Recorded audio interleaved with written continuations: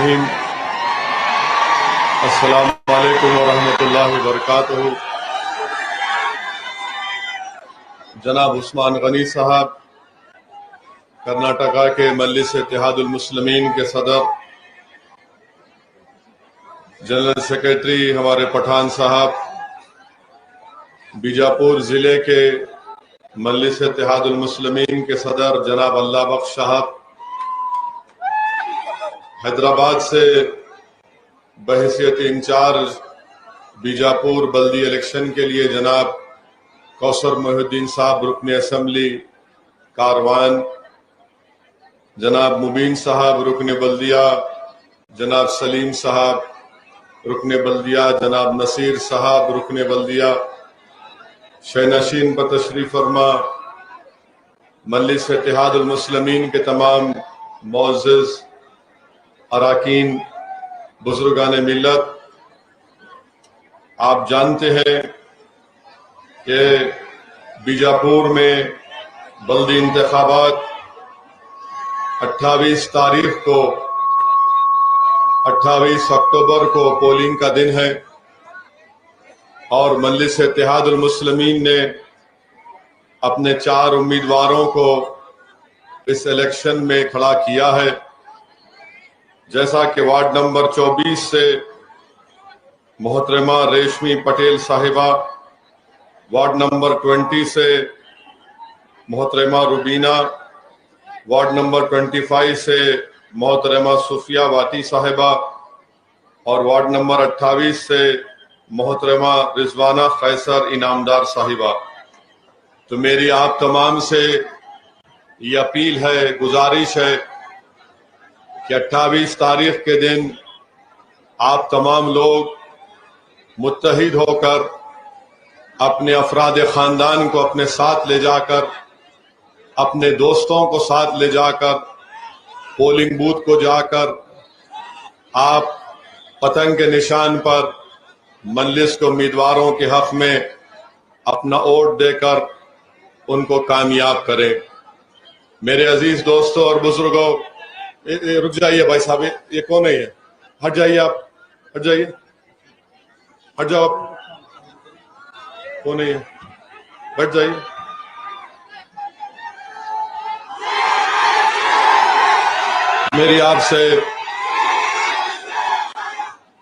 मेरी आपसे यह भी अपील है कि जिस दिन पोलिंग है उस दिन जुमे का दिन है, तो एक मुबारक दिन है जुमे का दिन। हमारे लिए जुमे का दिन ईद का दिन होता है। तो इसलिए मेरी आप तमाम से गुजारिश है कि आप सुबह के अवलीन वक्त में आप अपने पोलिंग बूथ को जाकर अपने वोट का इस्तेमाल करिए। और अगर आप सुबह में नहीं कर सकते तो जुमे की नमाज के बाद भी आप जाकर नमाज अदा करने के बाद आप अपने वोट का इस्तेमाल करिए, मगर अपने वोट का जरूर इस्तेमाल करिए। भारत की जमहूरियत को मजबूत करिए, कर्नाटका की जमहूरियत को मजबूत करिए। और याद रखिए कि मेरे ख्याल से 9 साल के बाद, 9 साल के एक लंबे अरसे के बाद बीजापुर में म्युनिसिपल का इलेक्शन होने जा रहा है। आज आपको अपनी पसंद और नापसंद का इजहार करने का एक मौका मिल रहा है।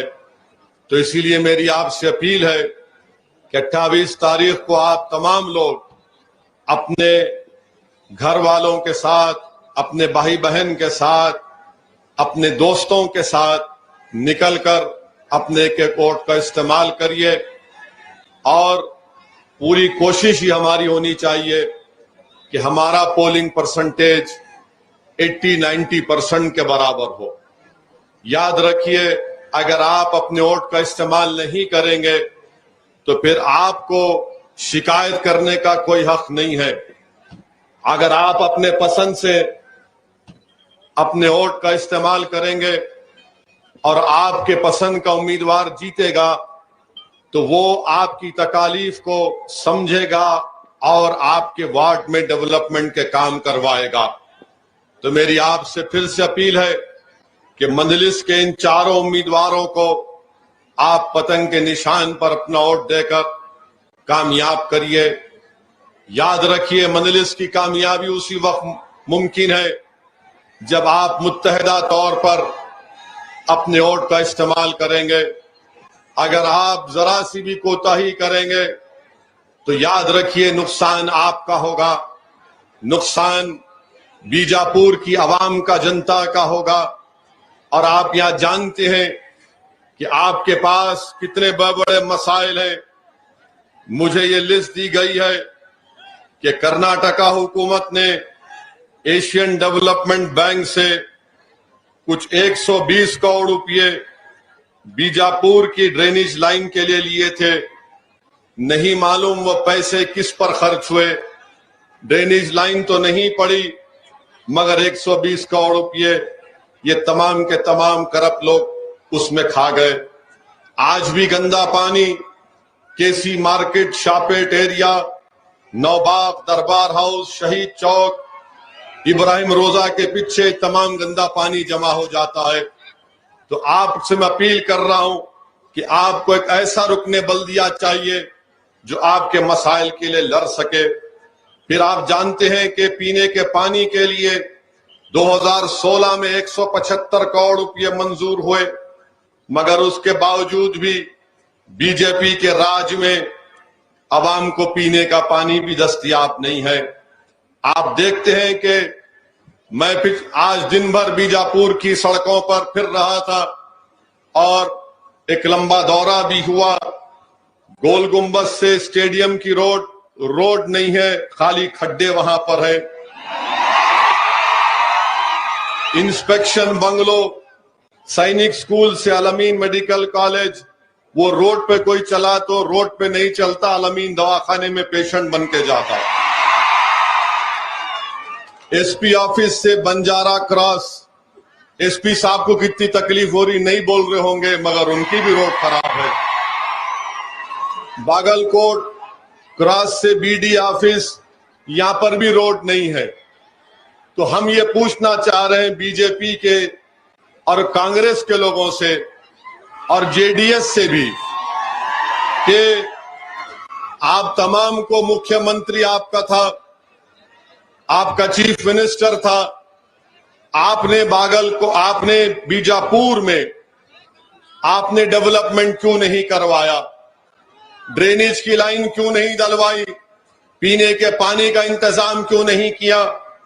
तो मेरे अजीज दोस्तों, मालूम होगा कि जिसको आपने पहले 9 साल पहले वोट दिया था और उसके बाद जिस एमएलए को आपने कांग्रेस के जिताया था, उसके बाद जब बीजेपी का एमएलए जीत गया, तो आप ये देखिए, पूरी क्रोनोलॉजी समझिए कि जिसको आपने वोट दिया वो तो सिर्फ आपका वोट लेकर अपने घर में जाकर सो गया, मगर आपका कोई डेवलपमेंट का काम नहीं करवाया।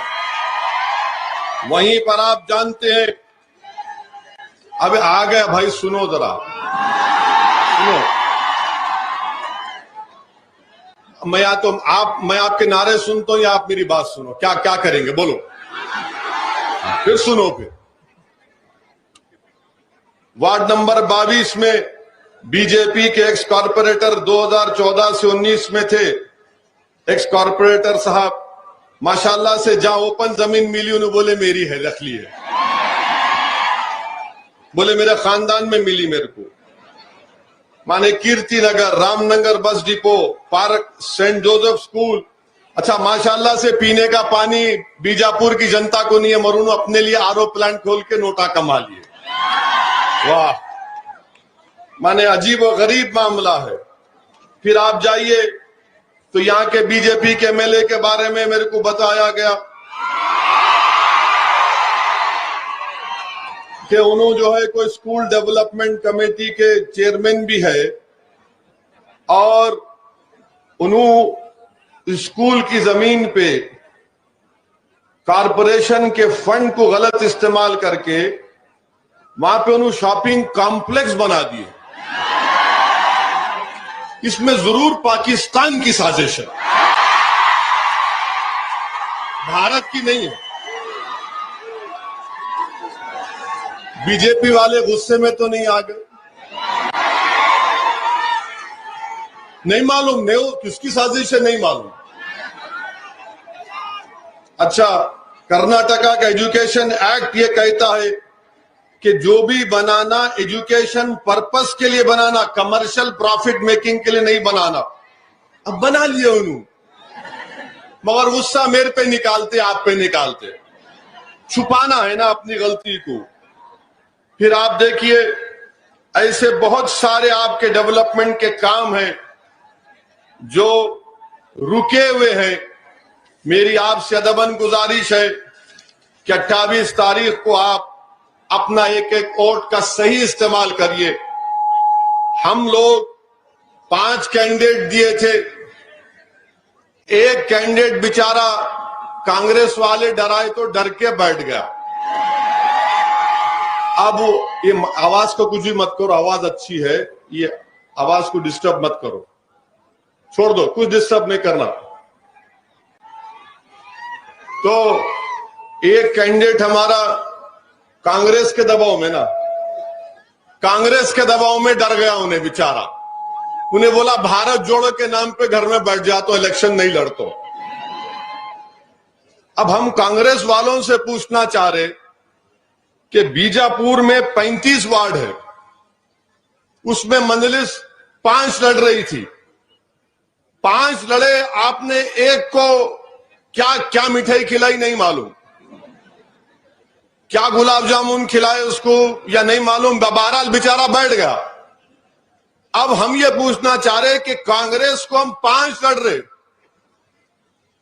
35 में से सिर्फ 5 लड़ रहे थे, 30 आपके पास, मगर कांग्रेस और बीजेपी एक होकर ये पूरी कोशिश कर रहे हैं कि मंजलिस का उम्मीदवार बीजापुर में ना जीते। ये दोनों ऐसा मिल गए, साबिका एमएलए प्रेजेंट एमएलए के औले जोले भाया बन के मंजलिस का मुकाबला कर रहे।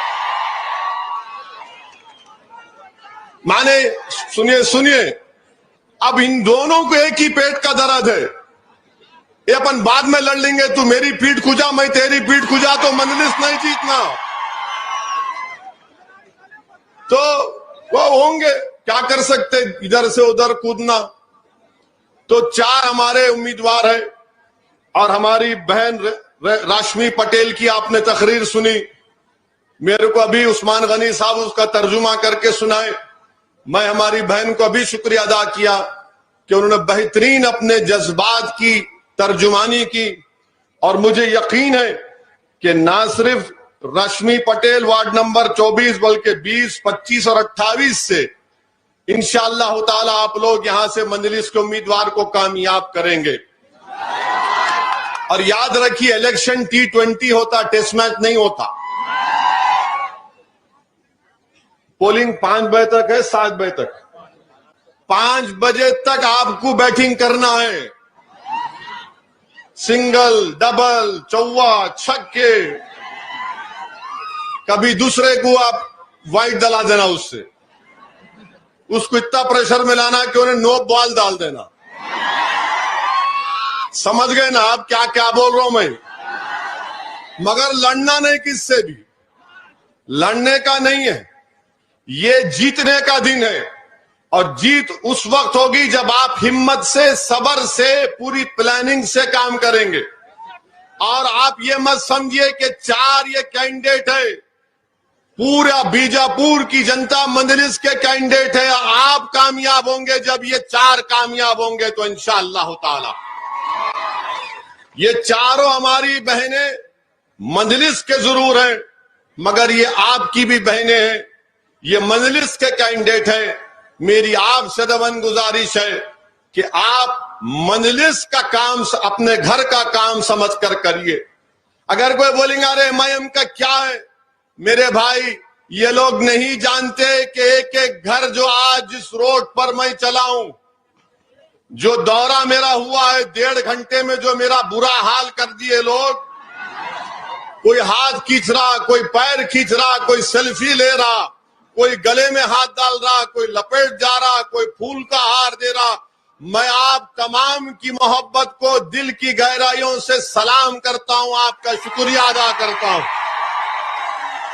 हमारी इज्जतदार मां और बहनों को भी सलाम करता हूं कि वो दूर से खड़े होकर जब मैं उनसे कह रहा था कि दुआ करो तो कई माओं की आंख में आंसू थे और मुझे हाथ दिखाकर इत्मीनान दिला रहे थे कि तुमको वोट डालेंगे और तुम्ही को कामयाब करेंगे। अल्लाह उनके उस जज्बे को सलामत रखे। मैं उन नौजवानों का, उन बुजुर्गों का भी शुक्रिया अदा करता हूं कि माशाअल्लाह अवाम का एक अज़्दहाम था, हजारों की तादाद में नौजवान और बुजुर्ग थे।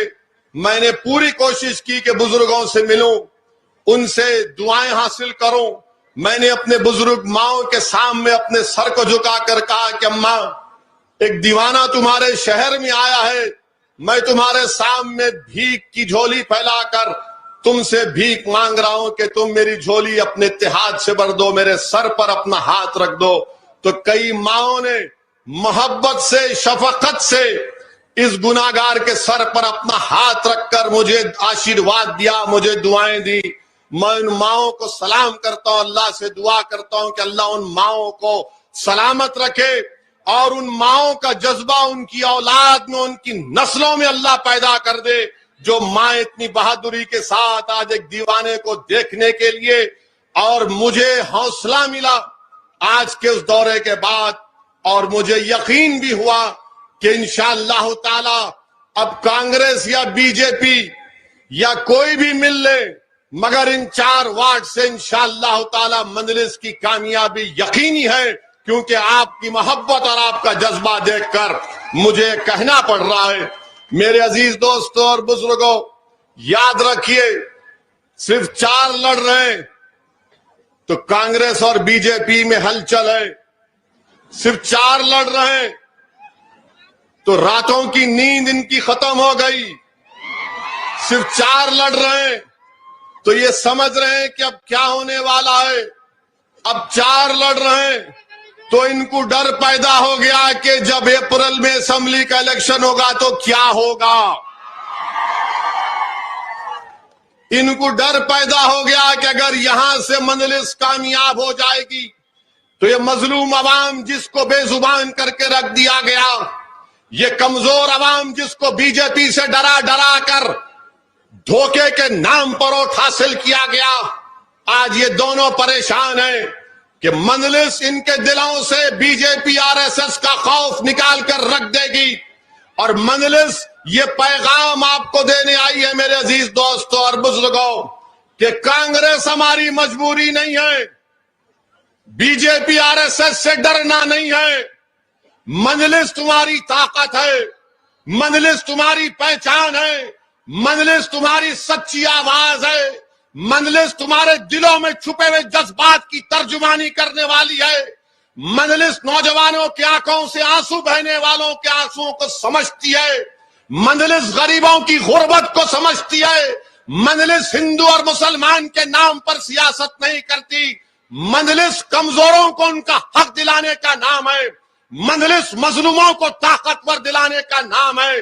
मंजलिस जालिमों को हराने का नाम है, और हम हराएंगे इन जालिमों को इंशाअल्लाह ताला। तो मेरे अजीज दोस्तों और बुजुर्गों, मेरी आपसे अपील है कि अपने के कोट का इस्तेमाल पतंग के निशान पर करिए, और जब 28 तारीख के दिन देखने वाले देखेंगे कि इन 4 वार्डों में ना कांग्रेस का निशान, ना भाजपा का निशान, ना किसी का निशान, अगर आसमानों में कोई चीज नजर आएगी, रोड पर कोई चीज नजर आएगी, घर में कोई चीज नजर आएगी, फोन पर अगर कोई रिंग होगा तो सिर्फ वही पुकारेगा कि अब इन 4 वार्डों में खाली पतंग पतंग पतंग और पतंग का काम हो रहा है। तो मेरी नौजवानों से अपील है, नौजवानों जरा उस दिन जरा हरकत करो, हरकत में बरकत है। सेलफोन पे अपने दोस्तों को बोलो, व्हाट्सएप पे मैसेज डालो, आज पतंग उड़ाना है। नौजवानों, आपकी जिम्मेदारी है। मैं आपको जिम्मेदारी देकर जा रहा हूं। नौजवानों, ये लड़ाई हम तुम्हारी लड़ रहे हैं। चाहे वो नौजवान हमारी बहन हो या हमारा बेटा हो या हमारा भाई हो। कल तुम इस मुल्क के, इस रियासत के, इस शहर के मुस्तकबिल के फैसले करोगे। ये लड़ाई तुम्हारी है, ये लड़ाई तुमको लीडर बनाने की है, ये लड़ाई तुमको हक दिलाने की है, ये लड़ाई तुम्हारे दिलों से भाजपा आरएसएस के खौफ को निकालने की लड़ाई है, ये लड़ाई कांग्रेस के झूठे वादों को समझने की लड़ाई है। तो नौजवानों, बुजुर्गों, मेरी इज्जतदार मां और बहनों, अपने हौसलों को बुलंद रखिए और हां, इस बात को याद रखिए कि मेरे आज के इस तकरीर और भाषण के बाद, कल सुबह फजर की नमाज के बाद सब काम पे लग जाएंगे। भाजपा वाले, कांग्रेस वाले एक प्रेस कॉन्फ्रेंस यूं करेंगे, एक प्रेस कॉन्फ्रेंस इनके औले जोले भाई करेंगे। ये दोनों राम और श्याम की जोड़ी है, याद रखो आप। समझ गए ना? ये दोनों राम और श्याम है। वो जो भी वो भी है, वो भी बोल लो। तो ये दोनों मिलकर कल प्रेस कॉन्फ्रेंस करेंगे। एक बोलेगा इन्हें एंटी नेशनल है, इन्हें इसको वो मुल्क छोड़ के भिजा दो। दूसरे बोलेंगे इन्हें बीजेपी से मिले हुए हैं। तो मैं इन दोनों से कह रहा हूं, भाजपा और कांग्रेसियों से, कि अब आप डरा नहीं सकते, अब आप मजबूर नहीं कर सकते। अब हम उम्मीद की बुनियाद पर, बीजापुर की जनता के उम्मीद की बुनियाद पर मंजलिस आपसे अपील कर रही है कि आप मंजलिस के चारों उम्मीदवारों को वोट दीजिए, क्योंकि आपने देख लिया कि ना यहां पर रोड है, ना यहां पर पीने के पानी का इंतजाम है, ना ड्रेनेज लाइन है, बल्कि सैलाब आया तो भी डिस्ट्रिक्ट को पैसे कम मिले। सैलाब आया भी तो डिस्ट्रिक्ट को पैसे कम मिले। तो क्या आप लोग इस बात का वादा कर रहे हैं कि इंशाअल्लाह इन चारों वादों में आप पतंग के निशान पर वोट लगाएंगे? जरा सोच के बोल दो, टाइम है अभी, नहीं तो बाद में पकड़ लूंगा मैं तुम्हारे को आके। मैं बहुत से लोगों के पीछे पड़ गया तो उनको नहीं छोड़ता मैं, मगर मेरा हक बनता तुम्हारे पीछे पड़ना, मेरा हक बनता तुमसे वोट लेना। मैं गैर नहीं हूं, मैं तुम्हारा भाई हूं, तुम्हारा बेटा हूं, तुम्हारा खादिम हूं।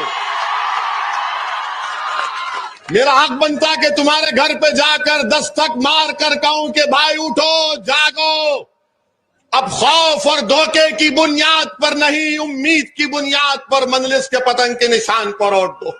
ये मेरा हक बनता तुम पे, और तुम्हारा भी हक बनता मुझसे कि तुम मेरा हाथ पकड़कर पूछ सकते, बताओ वैसी साहब क्या कर रहे हैं आप? आज इतना पैदल दौरा हुआ, नौजवान तो बीजापुर के रिकॉर्ड तोड़े बाबा तुम लोग। अरे जरा हाथ मिलाने तो बोलते ये ले लेंगे ना, अरे इधर हाथ मिलाने तो बोलते इधर एक ले लेंगे ना। इतने सेल्फियां ले, वो सेल्फी लेने वालों को मैं बोल रहा हूं कि तुम वोट डालना, खाली फोटो लेके खुश नहीं हो जाना। एक तो नौजवान ऐसा आया कि हेयर कट माशाल्लाह जबरदस्त था उसका, ये पूरा साफ, खाली यहां बाला, अरे मेरा ले ले, बोले अरे ले ले बाबा, बराबर ठहरो भाई, हेयर सेट, अरे मेरा हेयर ही नहीं है, बोले जो भी है सेट करके लूंगा। मैं उसका हाथ पकड़ के बोला ये सेट सही है, 28 को पूरी सेटिंग करा नहीं करा? वो बोला वो तो सेट ही है पूरा, मंजलिस को वोट देंगे। तो मेरे अजीज दोस्तों, बुजुर्गों, आपका बेहद शुक्रिया कि आपने इस बात का वादा किया कि इन चारों वार्डों से आप मंजलिस के हक में वोट इस्तेमाल करेंगे और हमारी ये बहनों को आप लोग कामयाब करेंगे, हमारे उम्मीदवारों को। और खास तौर से अपील कर रहे हैं कि कल से शुरू हो जाएंगे पूरे ये लोग, आपके महल्लों में आएंगे। अरे उसकी तकरीर पे नहीं जाना, उन्हें जज्बाती बातें करते, अरे तुम भी करो ना, तुमको तकरीर करने से कौन रोक रहा? बोलो तुम भी आके। नहीं हम नहीं बोल सकते, पार्टी की पॉलिसी है। अरे कई की पॉलिसी है तेरी पार्टी की, सच्चाई बोलो। हकीकत बोलो बीजापुर की, के पीने का पानी नहीं है, ड्रेनेज लाइन नहीं है, बारिश हुई तो पूरे घरां डूब जाते, रोड नाम की चीज नहीं है, गारत का घड़ा है भरता नहीं पॉलिटिशियनों का, यहाँ के खारे सो खारे, खारे सो खारे, और फिर हमको गाली देते। तो इनका कल से प्रेस कॉन्फ्रेंस शुरू हो जाएंगी, मुझे परवाह नहीं है। ये जितना मेरे को गाली देंगे, जितना मेरे को डराएंगे, जितना बोलेंगे, मैं रुकने वाला नहीं हूं। मैं पहले भी कहा हूं, आज भी कह रहा हूं, अल्लाह जब तक असदुद्दीन ओवैसी को जिंदा रखेगा, मैं नबी करीम सल्लल्लाहु अलैहि वसल्लम के सदक़े, अहले बैत के सदक़े, औलिया अल्लाह की दुआएं और अहले दिल की जो मेरे साथ निस्बत है, दुनिया का कोई मायका लाल मेरी जबान को नहीं रोक सकता। एक ही चीज मेरी जबान को रोक सकती है, वो मौत। ले लो जान, मैं खड़ा हुआ हूं तुम्हारे सामने। एक मर्तबा 6 गोलियां मारे दीवाना, 6 फीट से मारा, किधर मारा नहीं मालूम, मगर टाइम नहीं था, कुछ दिन टाइम नहीं था मेरा। जब टाइम आएगा मैं जाने तैयार हूं, जाना है सबको, कौन रुकेगा इस दुनिया में, जो भी आया सबको जाना है, मैं भी जाऊंगा, मगर जब तक जिंदा रहूंगा तुम तमाम जालिमों के लिए दर्द सर बनूंगा इंशाअल्लाह ताला। जब तक मजलूमों को इंसाफ नहीं मिलेगा, जब तक मजलूमों को इख्तिदार नहीं मिलेगा, जब तक कमजोरों को ताकत नहीं मिलेगी, जब तक के हक वालों को हक नहीं मिलेगा, वैसी तुम्हारी बात करता आया है, मजलिस तुम्हारी बात करती आई है, हम तुम्हारी बात करते रहेंगे। लोग बोलते तुम वहां लड़े, यहां इलेक्शन लड़े, अरे दीवाने, लड़ने वालों को याद रखते, दुनिया लड़ने वालों को याद रखती, दुनिया बुज़दिलों को, गुलामों को याद नहीं रखती। जब तारीख लिखी जाएंगी 100 साल के बाद, तो बीजापुर का आज का नौजवान बच्चा जब वो बूढ़ा हो जाएगा तो बोलेगा, हाँ मैं जवान था, एक लड़ने वाला आया था, हम लड़ना शुरू किए, उसके बाद बीजापुर की तारीख हमने अच्छाई के लिए बदल दी, और उस अच्छाई के लिए आपको बदलने के लिए मजलिस के हक में अपने वोट का इस्तेमाल करना पड़ेगा। मेरे अजीज दोस्तों और बुजुर्गों, मेरे को कई लोग मैसेजेस करे कि यहां के बीजेपी के एमएलए के बारे में बोलो।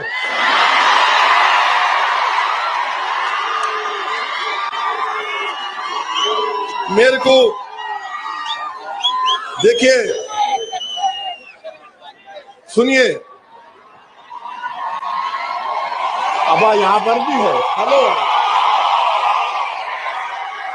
बम्पर है, पूरा भर गया पूरा, माशाल्लाह।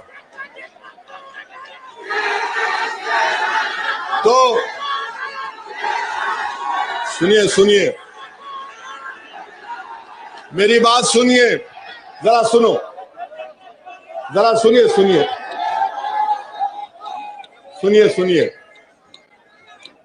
देखिए, हम सबके बारे में बोलते हैं, हम पहले मोदी साहब से शुरू करके आएंगे।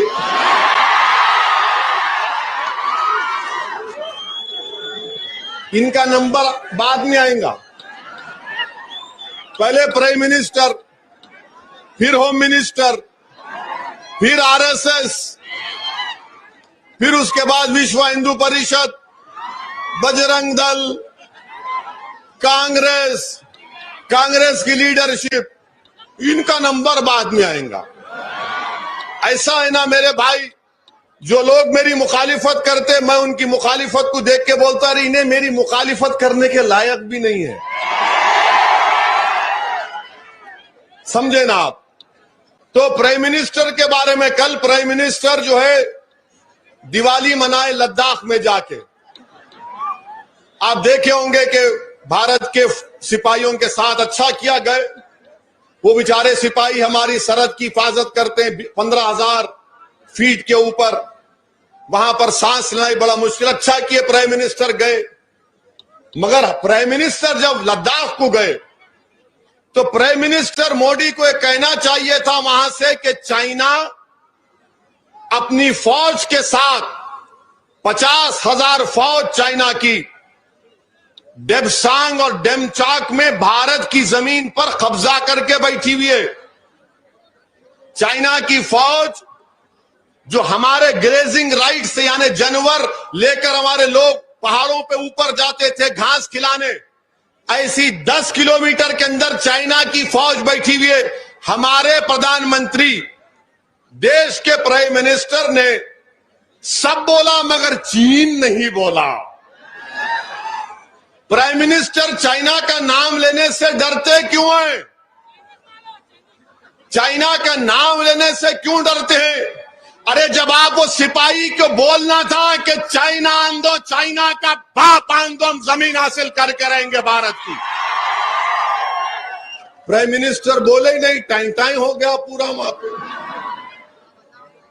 अजा हो रही, एक अजा के लिए रुकेंगे, फिर आता हूं प्राइम मिनिस्टर को।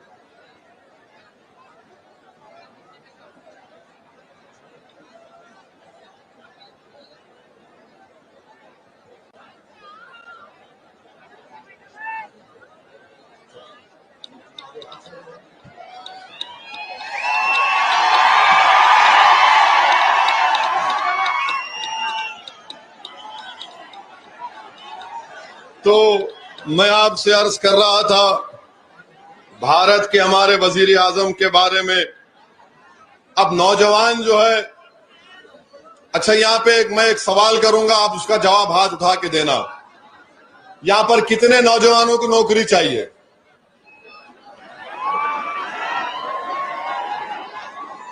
आपको नहीं चाहिए, आप ना प्रेस के हैं, अभी तक है नौकरी आपका नहीं। अच्छा हाथा नीचे रख लो।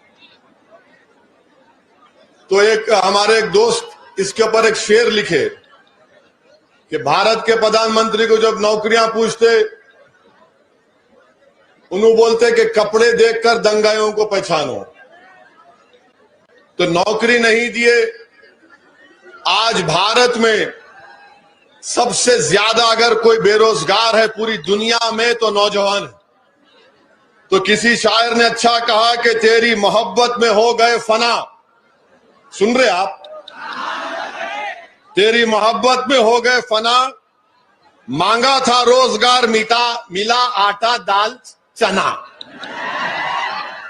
यानी नौकरी पूछे तो भारत के प्रधानमंत्री बोल रहे ये ले लो आटा दाल चना। अरे आटा दाल चना लेके क्या करेंगे प्रधानमंत्री? नौजवान को रोजगार चाहिए, नौकरी चाहिए।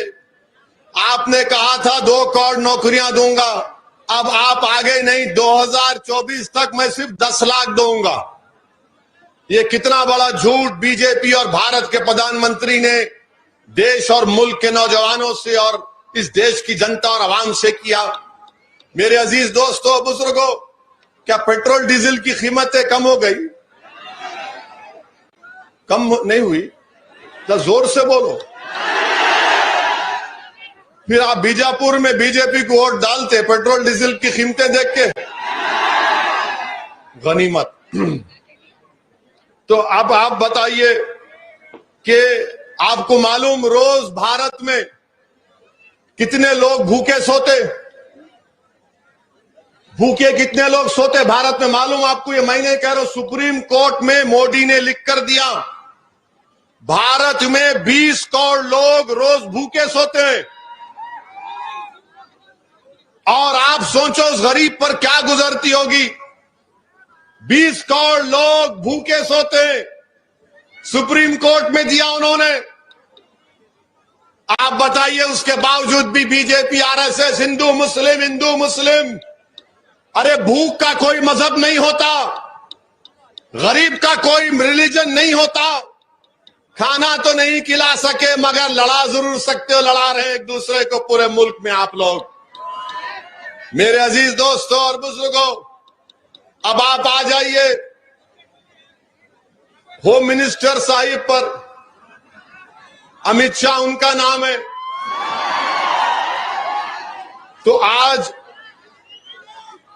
एक अंग्रेजी अखबार है, आप जाकर देख सकते हैं, टेलीग्राफ इंडिया है, उसके बारे में न्यूज आई कि राजस्थान में जो बॉर्डर का इलाका है पाकिस्तान से, वहां पर जहां कहीं भी मुसलमानों के गांव है, वहां पर अमित शाह साहब सर्वे कराएंगे, डेमोग्राफी और पॉपुलेशन जानेंगे। उस रिपोर्ट, टेलीग्राफ की रिपोर्ट में इंटेलिजेंस ब्यूरो के रिटायर्ड जॉइंट डायरेक्टर बोल रहे हैं कि गलत है काम ये। जिन बॉर्डर इलाकों पे गैर मुसलमानों की आबादी है, वहां पर सर्वे क्यों नहीं कराएंगे आप? सबका सर्वे कराओ ना आप। आखिर क्यों ये पैगाम दे रहे हैं कि जो मुसलमान राजस्थान के बॉर्डर पर रहता है वो भारत का वफादार नहीं है? किस बुनियाद पर आप हमको रुस्वा कर रहे हैं? किस बुनियाद पर आप हमारी वफादारियों पर शक कर रहे हैं? अमित शाह और बीजेपी वाले बताओ कि राजस्थान में जो गांव है बॉर्डर से लगे हुए, मैं गया हूं उन गांवों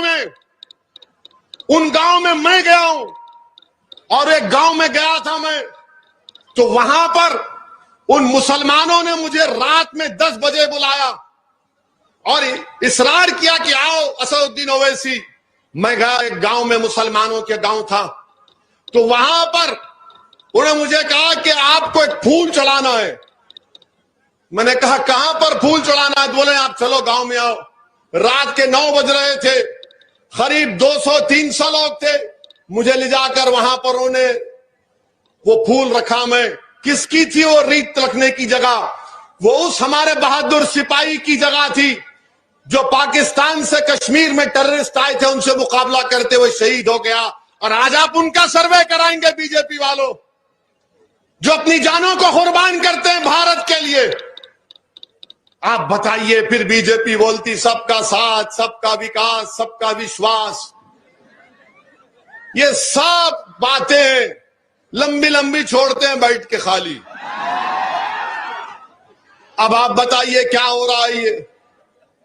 माने आप उन जगहों का सर्वे, सबका कराओ ना सर्वे, जितने बॉर्डर के इलाके, चाहे राजस्थान हो, गुजरात हो, जम्मू का हिस्सा हो, कश्मीर का हिस्सा हो, अरुणाचल प्रदेश का हो, सब जगह कराओ आप। बिहार का इलाका हो, सबका कराइए, मगर नहीं खाली राजस्थान के उन जगहों पे जहां पर मुसलमान रहते हैं। इतनी नफरत क्यों है? आप होते कौन है हमारी वफादारी पर शक करने वाले?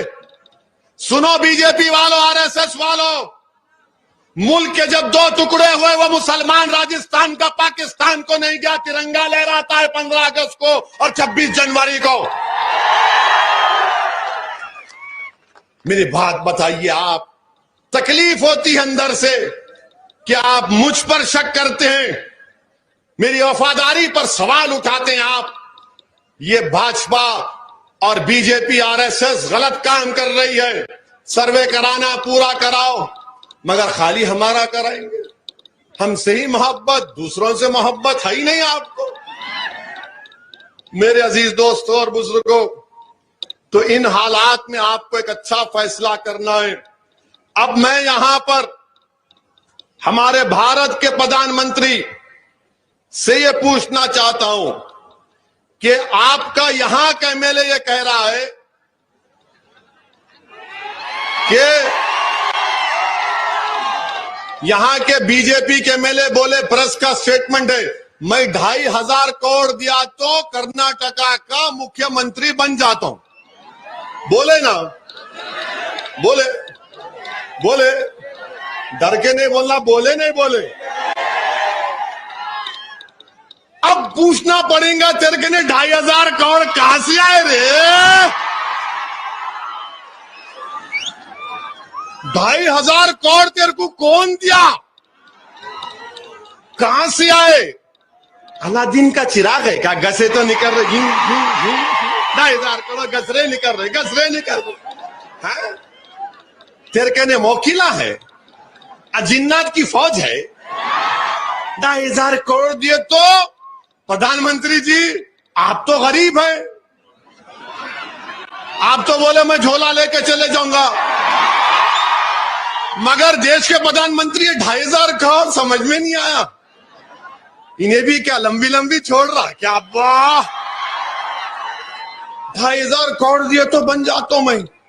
अच्छा, बीजेपी में शायद मुख्यमंत्री बनने की फीस यही थे, नहीं मालूम। उन्होंने बोले, बोल रहा हूं मैं, ये प्राइम मिनिस्टर को बोलना पड़ेगा।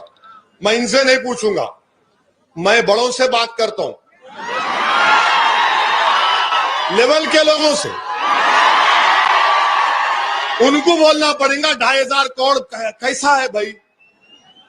अब ये बेचारे पुलिस वाले जो काम करते हैं उनको क्या 1 लाख 1.5 लाख 80,000 उनको सोचेंगे, अम्मा पोस्टिंग का क्या होता कि अब अब 2,500 करोड़ मामूली बात है, मगर कुछ नहीं तो शायद प्राइम मिनिस्टर को मालूम भी होगा। अच्छा, हम प्राइम मिनिस्टर से दूसरा सवाल कर रहे। आपका एमएलए ये बोला कि हलाल गोश्त के वो लेके धर्म परिवर्तन करते। बोले ना, बोले ना, बोले नहीं बोले? हाँ, या मैं झूठ बोल रहा हूं? अब आप ये बोलो, आपको मालूम हम जो भारत से गोश्त एक्सपोर्ट करते, 70 कंट्रीज को हम गोश्त एक्सपोर्ट करते, कितने 70 ममालिक को गोश्त हमारा जाता, ममालिक को एक्सपोर्ट करते। उसमें कौन से मुस्लिम ममालिक हैं? मलेशिया, इजिप्ट, मिस्र, इंडोनेशिया, इराक, सऊदी अरेबिया भी है रे, यूएई। अच्छा, आपको मालूम कि हमारा जो इंडियन बफलो जाता, जून 2020 और 21 में 3,670 करोड़ का एक्सपोर्ट हुआ। कितना हुआ? 3,670 करोड़ 2020-21 में। इन्होंने बोले 2,500 में सीएम बन जाता हूं, 3,670 करोड़ का एक्सपोर्ट हुआ। अब छोड़ो जी, अब मैं बोल सुनो तुम, मगर तुम जो बोल रहे सही बोल रहे, मैं नहीं बोलता कुछ भी। मैं नहीं बोला, तुम बोले, और तुम क्या बोले सब सुन लिए, मैं नहीं सुना। अब अप्रैल जून 2021-22 में वो 3,670 करोड़ से एक साल में कितना बढ़ गया मालूम आपको? 7,543 करोड़, 7,540 पे 3 करोड़। अब इन्हों क्या बोल रहे? हलाल पे थूकते, धर्म परिवर्तन करते। बंद कर दो ना, ये बंद कर दो। कौन बोल रहा ले जाओ एक्सपोर्ट करो? सऊदी अरब के बादशाह पूछेंगे, मोदी जी बोलेंगे मित्रों मैं भी जा रहा हूं, बोलेंगे नहीं बोलेंगे, क्या बोलेंगे नहीं मालूम। यूएई पूछ नहीं है। एक अलहम फूड है 400 करोड़ का एक्सपोर्ट करे, मीशा एक्सपोर्ट 300 करोड़, और एचएमए एग्रो 290 करोड़। अरे ये पूरे गोश्त खा रहे थे, हमारे पीछे कहीं को पड़े रहे तुम लोग। तुम न खाओ, कोई मजबूर नहीं कर रहा, मगर नहीं हलाल। अच्छा ये कौन है रे भाई? अच्छा आपको मालूम बंबई में सबसे ज्यादा एक्सपोर्ट बंबई से होता है 39.9%। अब आपकी सरकारें बंद कर दो, मुंबई में बंद करो, बंद कर।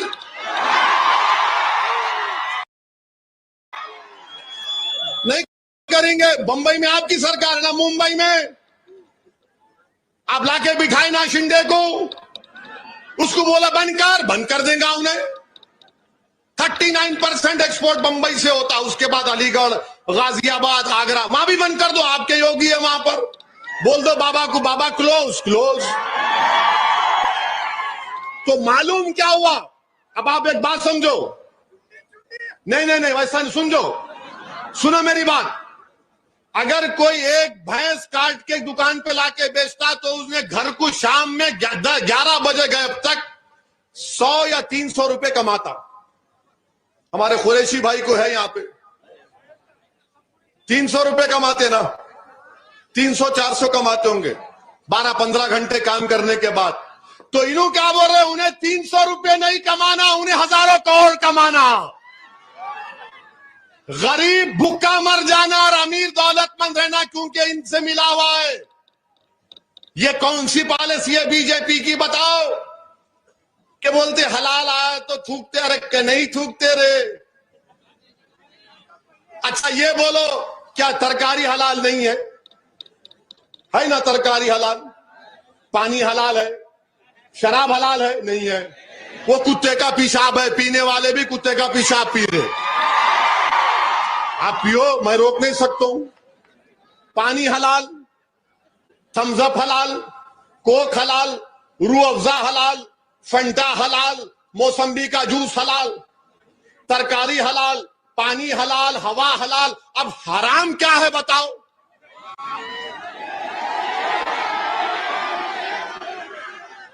तो मालूम हुआ कि गोश्त खाना इन्होंने बोले बंद कर देना, क्योंकि गरीब भूखा मर जाना और ये पूरे एक्सपोर्टर्स जिंदा रहना। हम मर जाना, उन्हें जिंदा नहीं बल्कि अय्याशी करना अपने पैसों से। अब ये बताओ, कर्नाटका की बात हम कर रहे हैं, मैं मीडिया में देखा, ये मीडिया वाले जिम्मेदार इन पे केस बुक करना, ये कैमरा वाले। उन्होंने ये बताए कि बोम्मई सरकार 40% पे काम करती। देखे ना मीडिया में आप? देखे नहीं देखे 40% पे डर रहे कहीं को जी? हमको कुछ मिला ही नहीं, 1% भी नहीं मिला हमारे को, उनको ही मिल रहा सब। अंदर बैठ के खम्माम में पूरे नंगे बोलते ना, वैसा हाल है। 40%। तो करप्शन लेना हलाल है या हराम है? बीजेपी वालों बता दो हमको। अब आप, करप्शन हलाल है या हराम है?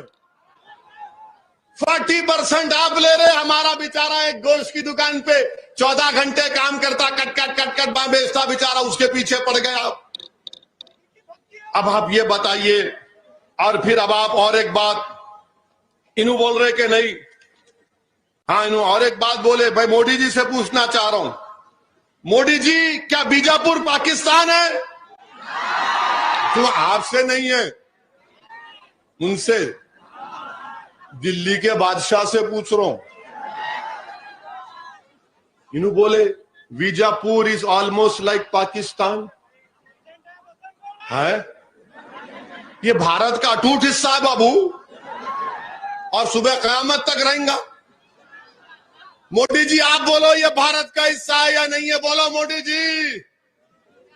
आपका आदमी बोल रहा है it is almost like Pakistan. No, it is India and it will always be India. Bijapur will be in India only. Bijapur is the heart of Karnataka. Bijapur is the history of Karnataka. Bijapur के ये गुम्बदें बीजापुर और कर्नाटका की खूबसूरती को दिखाती हैं, आदिल शाह की, निजाम शाह की और बेईमानी बादशाहों की। अब आप बताइए मोदी जी, ये कैसा आदमी आपका बोल रहा हमको? इसको सिखाना पड़ेगा, यूं सिखा, हम नहीं सिखा सकते।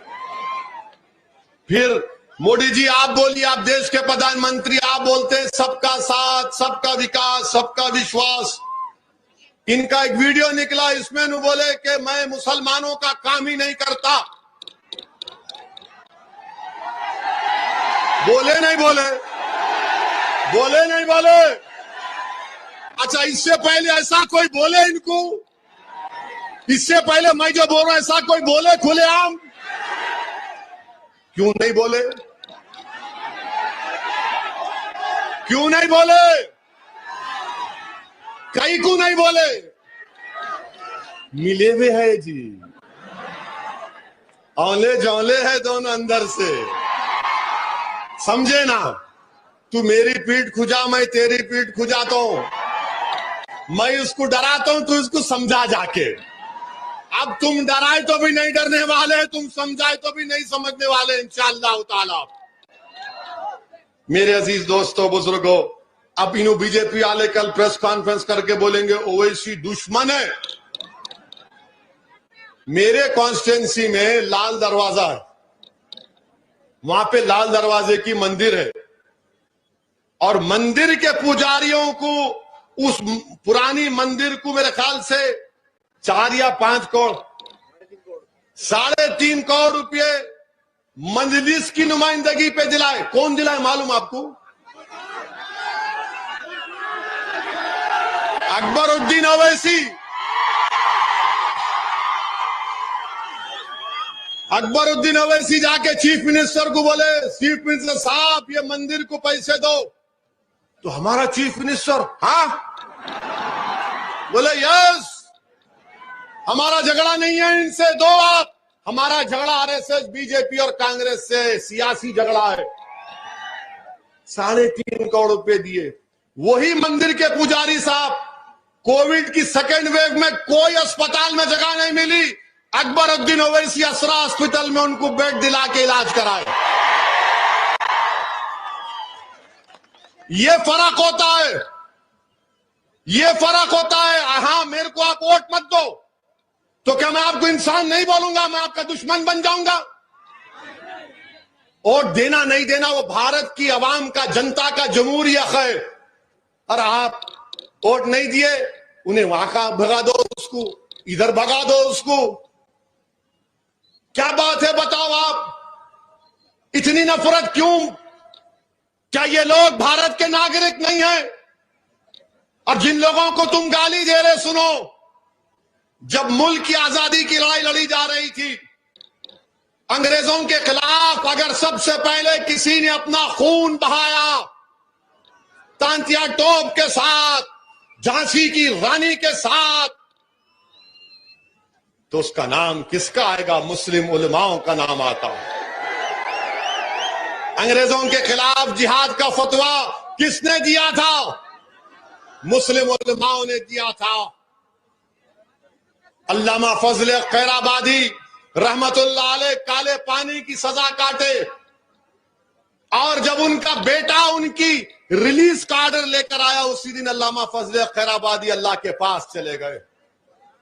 हैदराबाद के मौलवी अलाउद्दीन, मक्का मस्जिद के इमाम, जुम्मे की नमाज के बाद जनता को लेकर निकले हैदराबाद के सुल्तान बाजार में। अंग्रेजों की रेजिडेंसी थी, कहा कि अब अंग्रेजों से मुकाबला होगा। मौलवी अलाउद्दीन को सबसे पहले ले जाकर काला पानी में डाल दिया गया। हमने इस मुल्क की आजादी के लिए सब कुछ किया, मगर आज 75 साल का अमृत उत्सव मना रहे हैं, और हमारे इलाकों का, आप मुस्लिम इलाकों का बॉर्डर में आप सर्वे करा रहे हैं। भारत के प्रधानमंत्री ये कौन सा अमृत उत्सव का मना रहे हैं? आप बताइए। आखिर कब तक हमको शक की निगाहों से देखा जाएगा? ये गलत है। इस मुल्क की तारीख में जितना खून मुस्लिम अकलियत और दीगर अपनाए वतन के साथ सबने मिलकर खून बहाया। सुभाष चंद्र बोस के साथ कौन थे? ये जय हिंद का नारा कौन दिए बोलो? ये जय हिंद का नारा कौन दिए? क्या आरएसएस ने दिया? एक मुसलमान सिपाही थे जो नेताजी सुभाष चंद्र बोस के साथ थे, हैदराबाद के थे, जर्मनी में पढ़ रहे थे, नेताजी से मिले तो बोले मैं आपका दीवाना हो गया। जर्मनी से सबमरीन में जब नेताजी एशिया गए तो साथ थे। जय हिंद का नारा भी तो हमने दिया। अच्छा, ये तिरंगे का आखिरी डिजाइन किसने मुकम्मल किया? एक हैदराबाद की खातून थी जिसने तिरंगे के फाइनल डिजाइन को उस वक्त की हुकूमत ने अप्रूव किया। मेरे अजीज दोस्तों और बुजुर्गों, ये वतन हमारा है, आपका है, सबका है। इस वतन का कोई मजहब नहीं है। ये वतन ना मुसलमानों का है, ना हिंदुओं का है, ना ईसाइयों का है, ना सिखों का है। ये वतन इन तमाम का है। इस वतन का कोई मजहब ही नहीं है। भारत का कोई मजहब नहीं है। यही भारत की ताकत है, यही भारत की खूबसूरती है, और इस खूबसूरती को आपको हमको मिलकर बचाना है। बीजेपी आरएसएस एक ही बात बोलते। अब वो परसों आरएसएस के एक लीडर बोले, उसका जवाब दिया एक जलसे में मैं। उन्होंने क्या बोले कि ये मुसलमानों की आबादी बहुत बढ़ रही। नहीं बढ़ रही आपकी आबादी, आपका टीएफआर सबसे ज्यादा गिरा है।